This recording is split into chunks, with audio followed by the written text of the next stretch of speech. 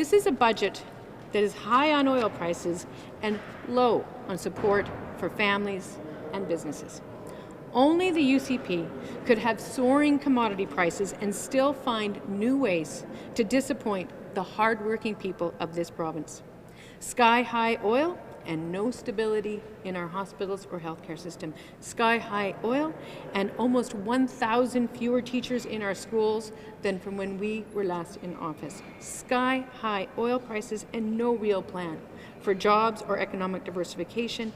Sky-high oil and no help for Albertans who can't pay their utility bills today. This year alone, the average family of four will lose $400 in income.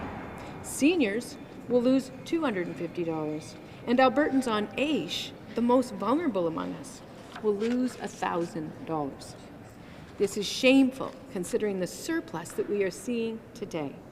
For both gas and electricity, Albertans are on their own this winter, and very likely they'll be on their own next.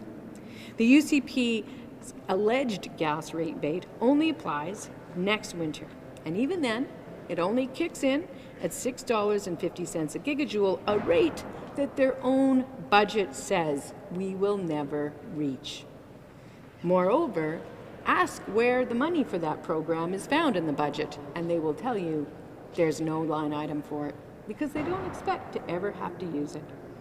While corporate profits are up 30%, corporate taxes are down almost $1 billion from 2019. In the overall picture of taxes, families are paying more, quite a bit more, and profitable corporations are paying less. In real terms, healthcare spending is still $100 million less than where it should be if we had just kept pace with population and inflation growth since 2019. Never mind repairing the damage of COVID. In fact, they've decimated funding that was specifically assigned to recovering the health system from the pandemic. Our healthcare system this year will receive nearly $1 billion less than it received last year. Apparently, COVID is over. Apparently, the healthcare system has recovered. Instead, the UCP is looking to carve up our healthcare system and hollow it out. According to the Premier, the budget includes more taxpayer dollars going to private for-profit surgical clinics to deal with the surgical backlog. How much? Well, officials couldn't tell us, and we couldn't find it anywhere in the budget. I want to be clear. The Premier's plan for more private surgical hospitals was already tried in Saskatchewan in 2010, where ultimately it just didn't work. Wait times next door are now among the highest in the country. And it proves that the only way to achieve long-term reductions in wait times is to make long-term, sustainable, ongoing improvements in the public healthcare system. This budget means our kids will fall further and further behind in school. We can't actually even confirm how big the cut is because officials told us that the education budget is no longer based on the real number of students enrolled in schools in this province.